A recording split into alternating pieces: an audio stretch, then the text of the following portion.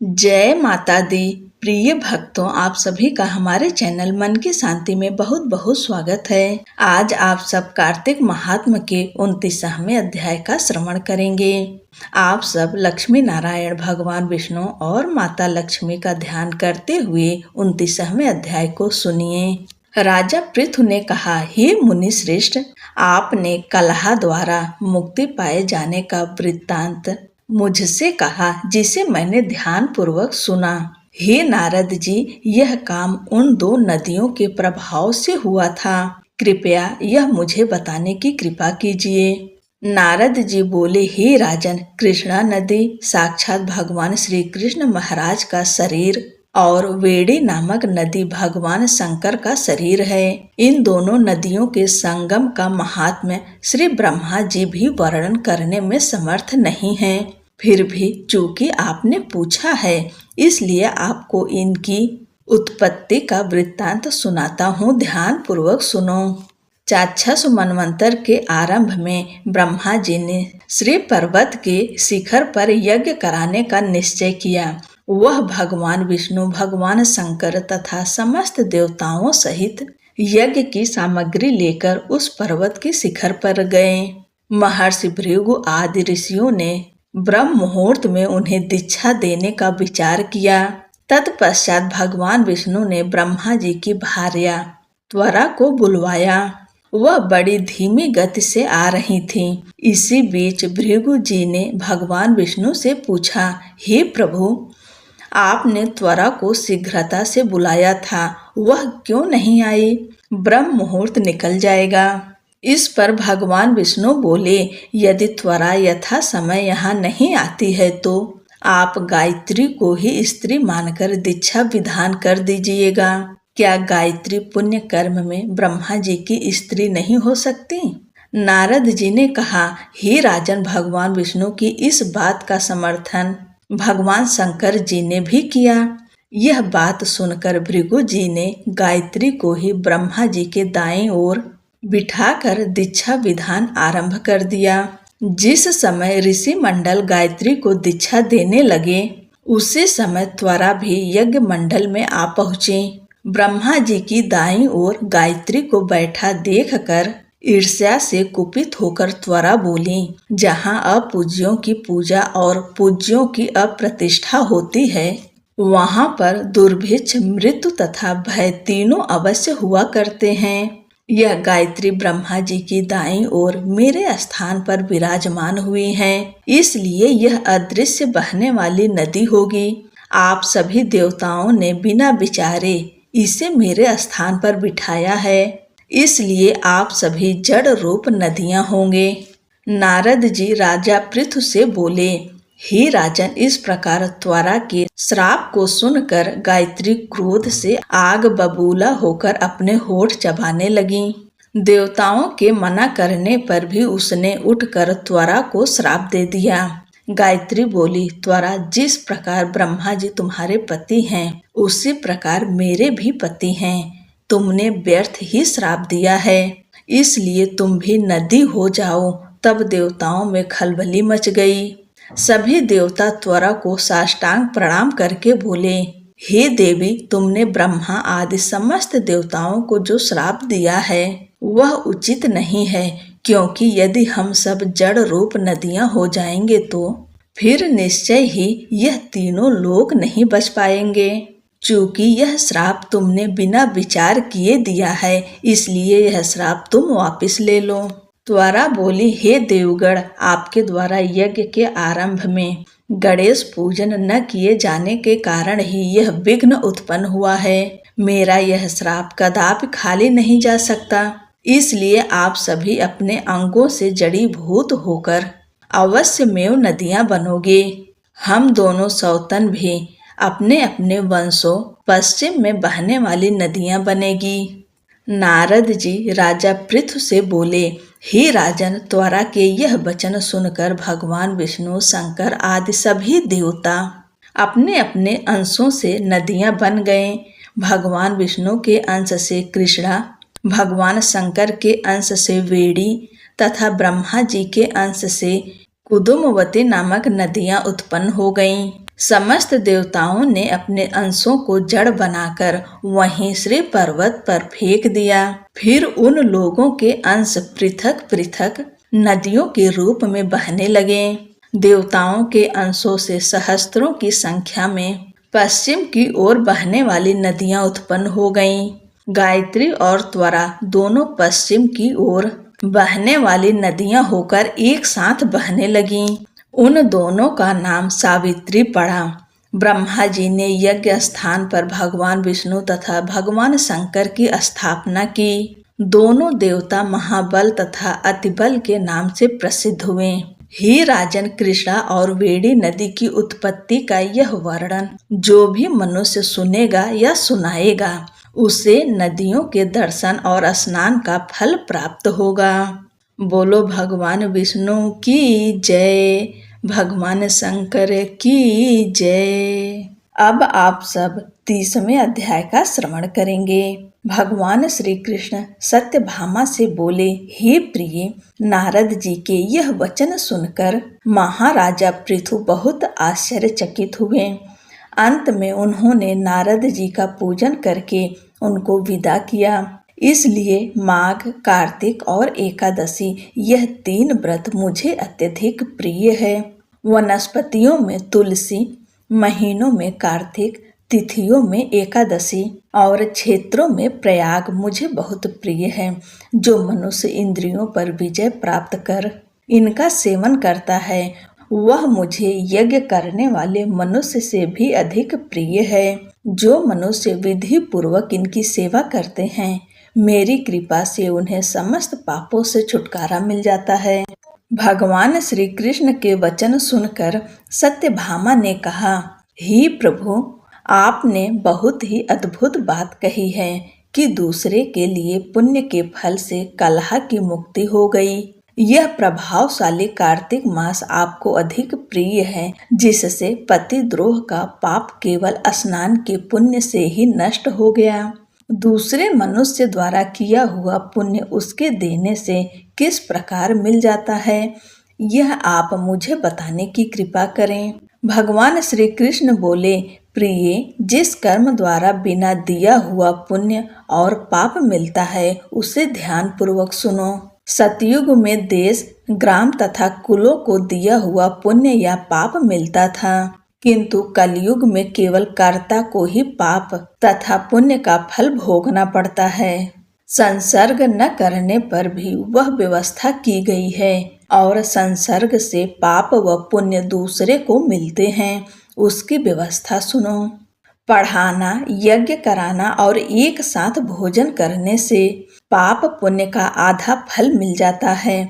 अगर एक आसन पर बैठने तथा सवारी पर चढ़ने से, श्वास के आने जाने से पुण्य व पाप का चौथा भाग जीव मात्र को मिलता है। छूने से, भोजन करने से और दूसरे की स्तुति करने से पुण्य और पाप का 6वां भाग मिलता है। दूसरे की निंदा, चुगली और धिक्कार करने से उसका 7वां भाग मिलता है। पुण्य करने वाले मनुष्यों की जो कोई सेवा करता है वह सेवा का भाग लेता है और अपना पुण्य उसे देता है। नौकर और शिष्य के अतिरिक्त जो मनुष्य दूसरे से सेवा करवाकर उसे पैसे नहीं देता वह सेवक उसके पुण्य का भागी होता है। जो व्यक्ति पंक्ति में बैठे हुए भोजन करने वाले की पत्तल लांघता है वह उसे, जिसकी पत्तल उसने लांघी है, अपने पुण्य का 6वां भाग देता है। स्नान तथा ध्यान आदि करते हुए मनुष्य से जो व्यक्ति बातचीत करता है या उसे छूता है वह अपने पुण्य का 6वां भाग दे डालता है। जो मनुष्य धर्म के कार्य के लिए दूसरों से धन मांगता है वह पुण्य का भागी होता है। ठीक उसी प्रकार जिस प्रकार की दान करने वाला पुण्य का भागी होता है। जो मनुष्य धर्म का उपदेश देता है और उसके बाद सुनने वाले से याचना करता है वह अपने पुण्य का 6वां भाग उसे दे देता है। जो मनुष्य दूसरों का धन चुराकर उससे धर्म करता है वह चोरी का फल भोगता है और शीघ्र ही निर्धन हो जाता है। और जिसका धन चुराता है वह पुण्य का भागी होता है। बिना ऋण उतारे जो मनुष्य मृत्यु को प्राप्त होता है उनको ऋण देने वाले सज्जन पुरुष पुण्य के भागी होते हैं। शिक्षा देने वाला, सलाह देने वाला, सामग्री को जुटाने वाला तथा प्रेरणा देने वाला यह पाप और पुण्य के छठवें भाग को प्राप्त करते हैं। राजा प्रजा के पाप पुण्य के षष्ठांश का भागी होता है। गुरु शिष्यों का, पति पत्नी का, पिता पुत्र का, स्त्री पति के लिए पुण्य का छठा भाग पाती है। पति को प्रसन्न करने वाली आज्ञाकारी स्त्री पति के लिए पुण्य का आधा भाग ले लेती है। जो पुण्यात्मा पराये लोगों को दान करते हैं वह उनके पुण्य का छठा भाग प्राप्त करते हैं। जीविका देने वाला मनुष्य जीविका ग्रहण करने वाले मनुष्य के पुण्य के छठे भाग को प्राप्त करता है। इस प्रकार दूसरों के लिए पुण्य अथवा पाप बिना दिए भी दूसरे को मिल सकते हैं, किंतु यह नियम जो कि मैंने बतलाए हैं ये कलयुग में लागू नहीं होते। कलयुग में तो एकमात्र कर्ता को ही अपने पाप व पुण्य को भोगने पड़ते हैं। इस संबंध में एक बड़ा पुराना इतिहास है जो कि पवित्र भी है और बुद्धि प्रदान करने वाला कहा जाता है। उसे ध्यान पूर्वक सुनो। यह इतिहास 31वें अध्याय में सुनाया जाएगा। तब तक के लिए जय सिया राम। श्री तुलसी चालीसा। श्री तुलसी महारानी करो विनय सिर नाय, जो मम हो संकट विकट दीजय मात नसाए। नमो नमो तुलसी महारानी, महिमा अमित न जाय बखानी। दियो विष्णु तुमको सन्माना, जग में छायो सुयस महाना। विष्णु प्रिया जय जयति भवानी, तिहु लोक की हो सुख खानी। भगवत पूजा कर जो कोई, बिना तुम्हारे सफल न होई। जिन घर तब नहीं होए निवासा, उस पर करहि विष्णु नहीं बासा। करे सदा जो तब निति सुमिरन, तेहि के काज होए सब पूरन। कार्तिक मास महात्म तुम्हारा, ताको जानत सब संसारा। तब पूजन जो करे कुमारी, पावे सुंदर वर सुकुमारी।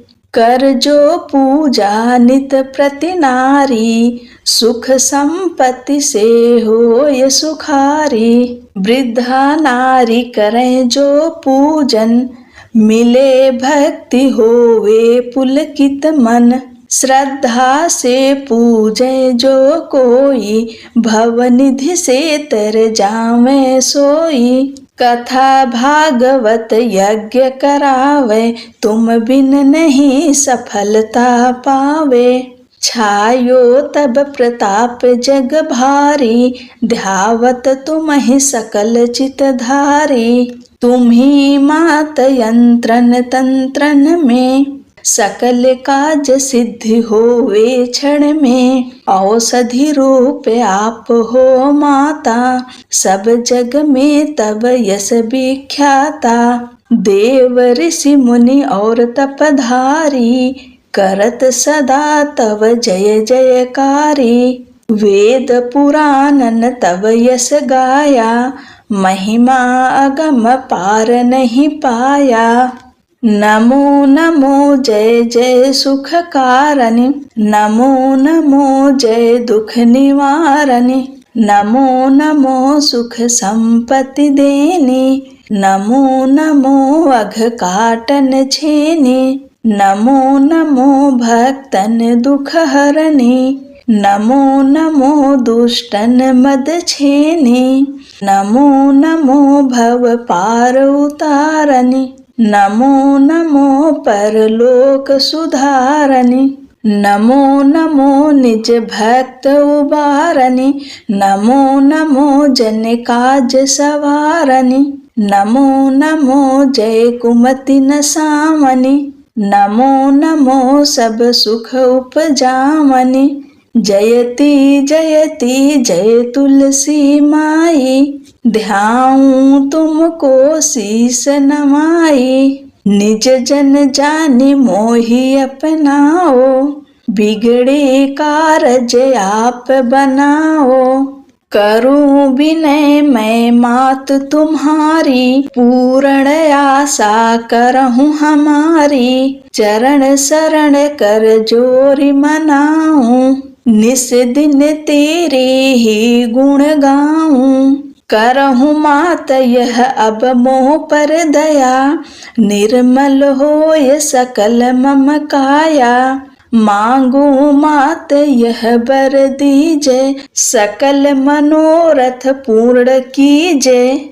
जानू नहीं कुछ नेम आचारा, क्षमहु मात अपराध हमारा। 12 मास करे जो पूजा, तासम जग में और न दूजा। प्रथम ही गंगा जल मंगवावे, फिर सुंदर स्नान करावे। चंदन अक्षत पुष्प चढ़ावे, धूप दीप नैवेद्य लगावे।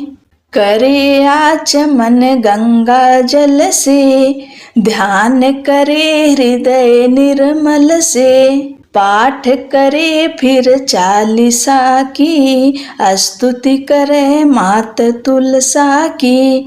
यह विधि पूजा करे हमेशा, ताकि तन नहीं रहे क्लेशा।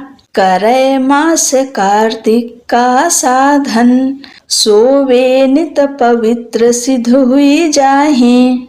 है यह कथा महासुखदाई, पढ़े सुने सो भवतर जाई। यह श्री तुलसी चालीसा पाठ करे जो कोय, गोविंद सो फल पावहीं जो मन इच्छा होय। बोलो तुलसी महारानी की जय।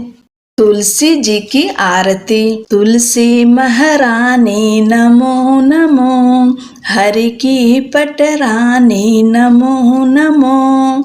धन तुलसी पूरन तप कीनो, शालिग्राम बनी पटरानी। जाके पत्र मंजरी कोमल, श्रीपति कमल चरण लपटानी। धूप दीप नैवेद्य आरती, पुष्पन की वर्षा बरसानी। 56 भोग 3600 व्यंजन, बिना तुलसी हरि एक न मानी। सभी सखी मैया तेरो यश गावें, भक्ति दान दीजै महारानी। नमो नमो तुलसी महारानी, नमो नमो तुलसी महारानी। हरि की पटरानी, नमो नमो जय तुलसी महारानी। बोलो तुलसी माता की जय।